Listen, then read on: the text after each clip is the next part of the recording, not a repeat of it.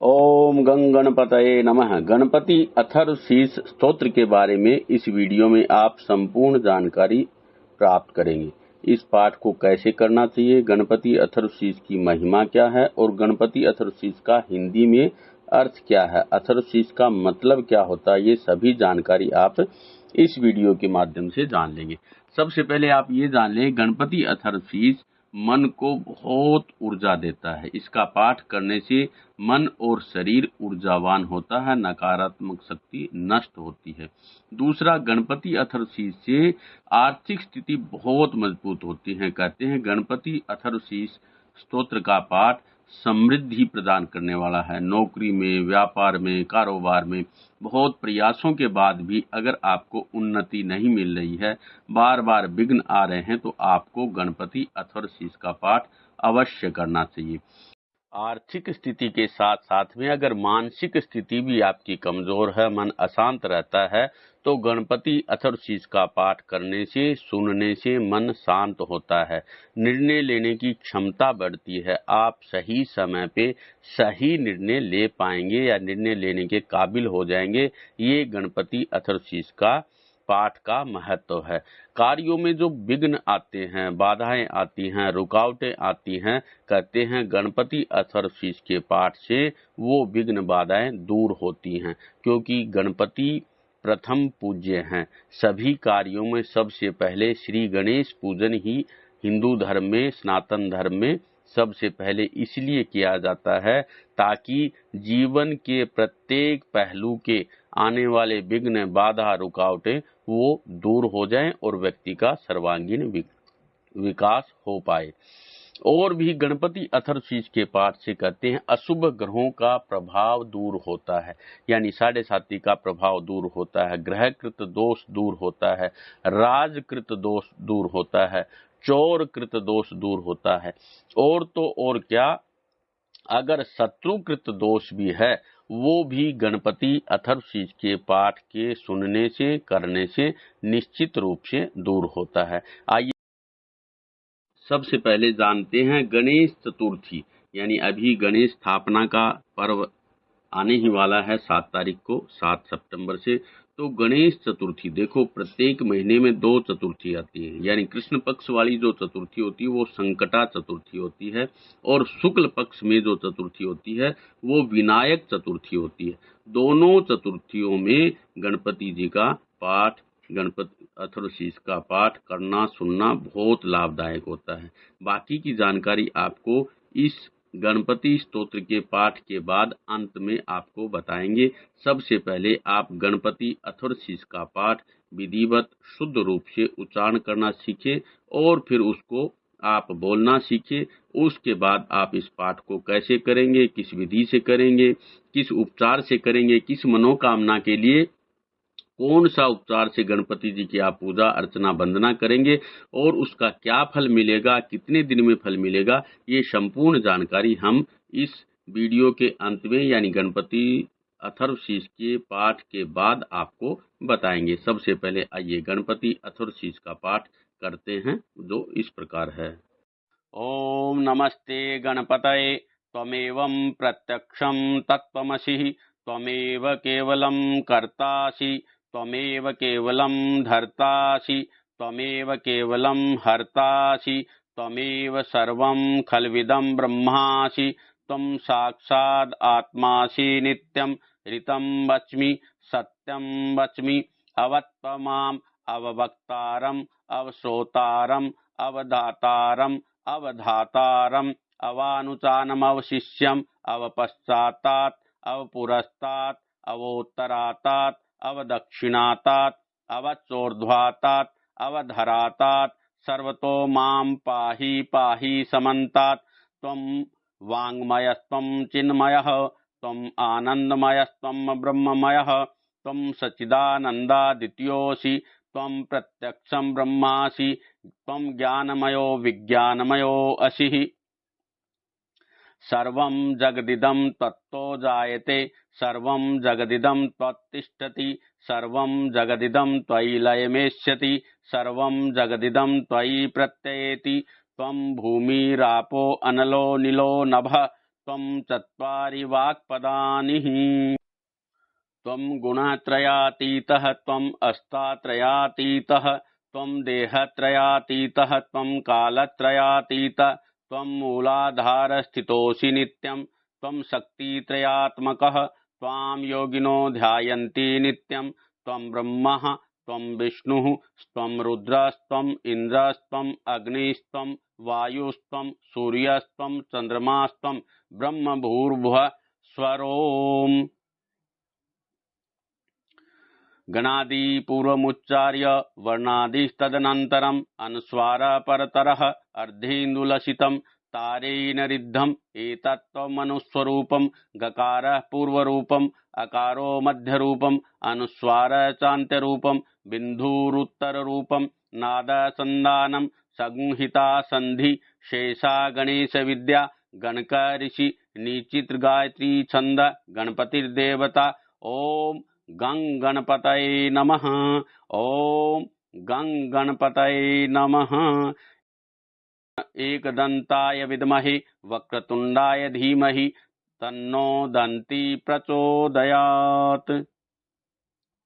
एकदन्तं चतुर्हस्तं पाशम् अंकुशधारिणम् अभयं च वरदं हस्ते बिभ्राणमुस्कध्वजं रक्तं लंबोदरं शूर्पकर्णकं रक्तवाससं रक्तगन्धानुलिप्तांगं रक्तपुष्पैः सुपूजितं भक्तानुकंपिनं देवं जगत्कारणमच्युतम् आविर्भूतं च सृष्टादौ प्रकृतिः पुरुषात् परम् एवं ध्यायति यो नित्यं सह योगी योगिनां वरः।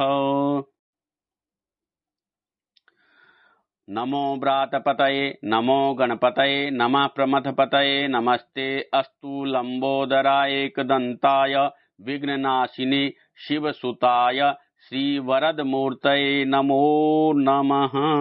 इस तरह से ये गणेश अथर्वशीर्ष संपूर्ण हुआ। अब फलस्तुति आपको हिंदी अर्थ के साथ में बताते हैं कि गणेश अथर्वशीर्ष का पाठ करने का फल क्या मिलता है, कितने दिन में मिलता है, किस विधि से आप पाठ करें और किस विधि से अर्चन पूजन वंदन करें, वो सभी जानकारी इस फलस्तुति में आपको हिंदी अर्थ के साथ बताएंगे। फलस्तुति ही एतद अथर्वशीर्षम यो अधीते। इस अथर्वशीर्ष का, गणपति अथर्वशीर्ष का जो कोई पाठ करता है, सुनता है, स ब्रह्म भूयाय कल्पते, वह ब्रह्म पद को प्राप्त करता है। स सर्वतः सुख मेदते, वह सभी जगह से सभी तरह का सुख प्राप्त करता है।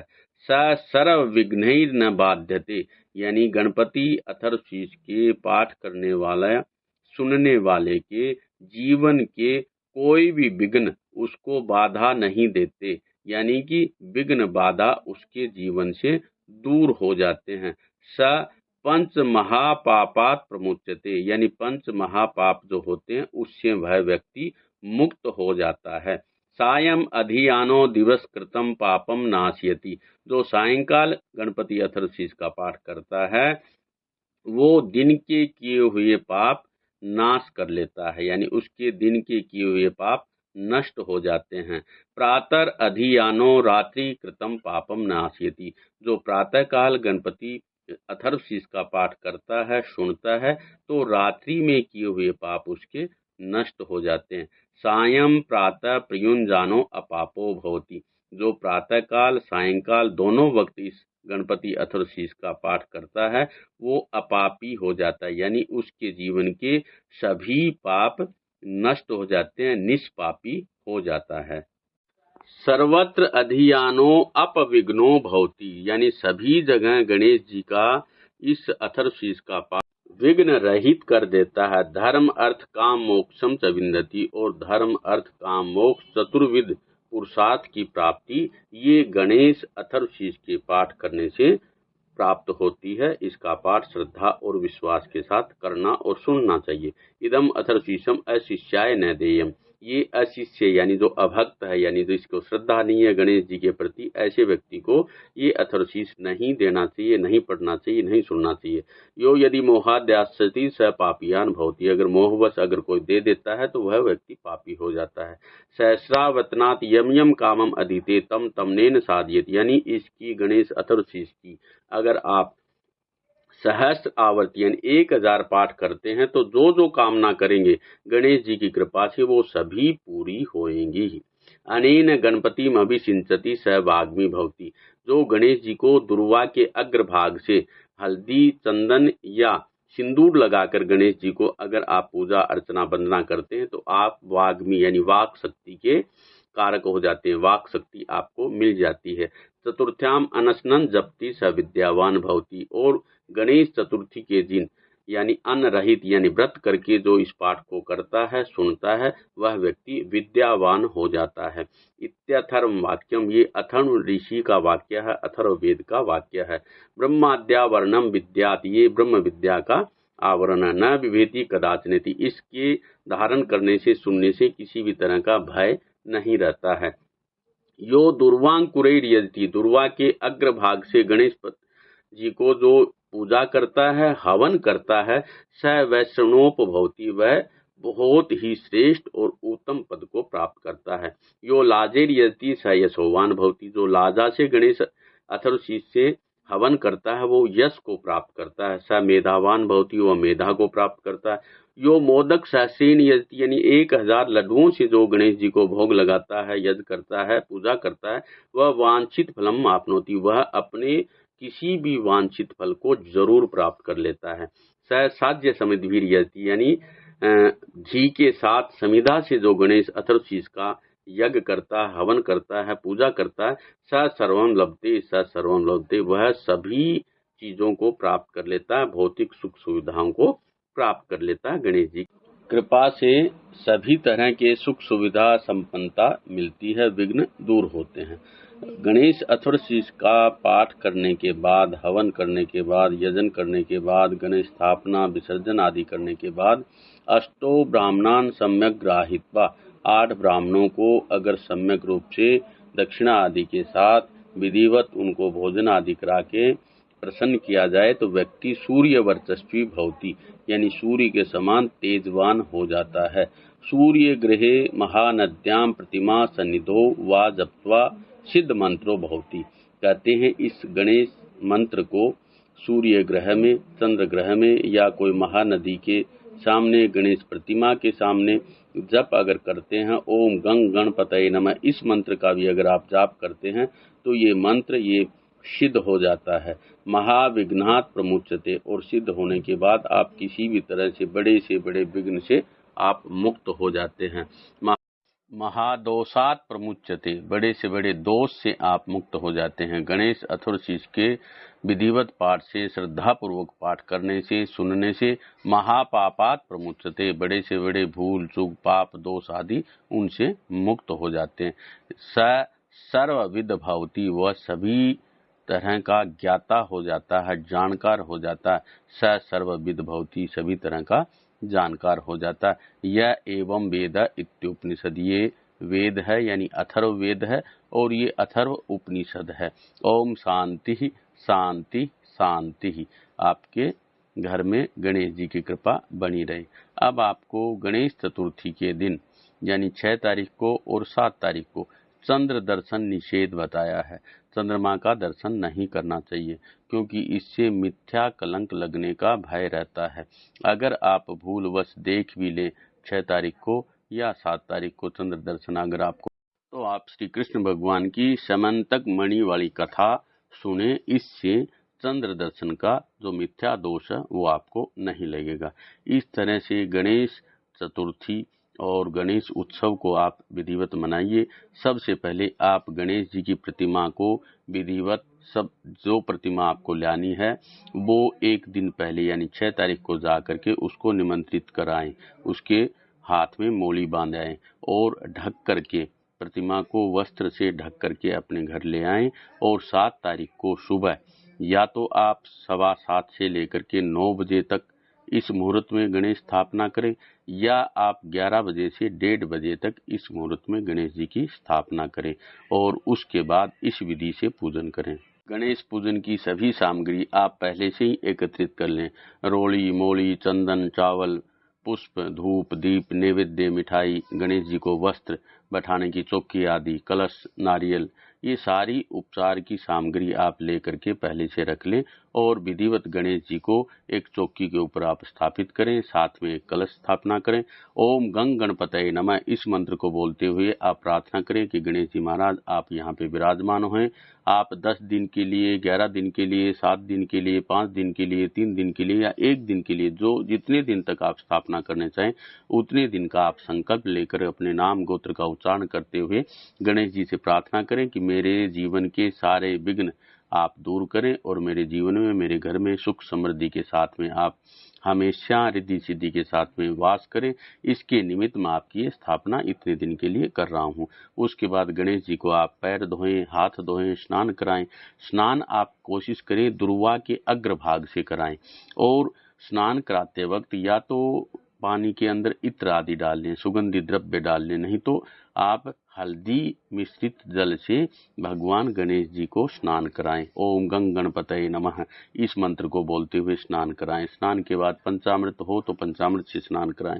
थोड़े से फूल से या कोई साफ कपड़े से गणेश जी की तस्वीर को अच्छे से पोंछ दें।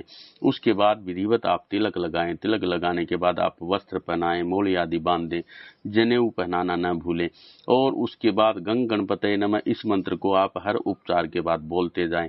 फिर आप धूप, दीप, नैवेद्य से भगवान को नैवेद्य अर्पण करें और अंत में फूल माला आदि जो भी आपके पास उपचार हो और उससे आप पुष्पांजलि दें और पुष्पांजलि में गणेश जी महाराज का ये मंत्र जरूर बोले। ओम वक्रतुंड महाकाय सूर्यकोटि समप्रभा निर्विघ्नं कुरु मे देव सर्व कार्येषु सर्वदा। इस तरह से आप विधिवत पूजन करें और नित्य प्रति पूजन करते रहें। जितने दिन के लिए आपने स्थापना की है उतने दिन तक पूजन करते रहें।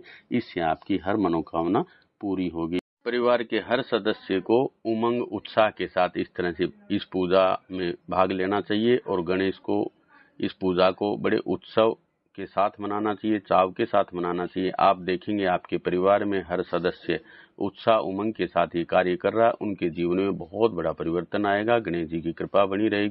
और अंत में गणपति अथर्वशीष, जिसको गणेश अथर्वशीष भी बोलते हैं, ये आपको समर्पित है। आपको आशा है आपको गणेश जी की कृपा से आपके घर में लाभ होगा। आपके घर में नई उत्साह के साथ, उमंग के साथ आप आगे बढ़ेंगे।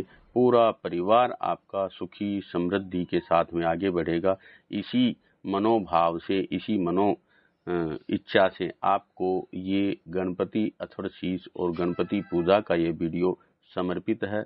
आशा है आप लाभ उठाएंगे और आगे अन्य लोगों को भी इसको शेयर करके उन तक पहुंचाएंगे। धन्यवाद। जय गणेश, जय गणेश, जय गणेश।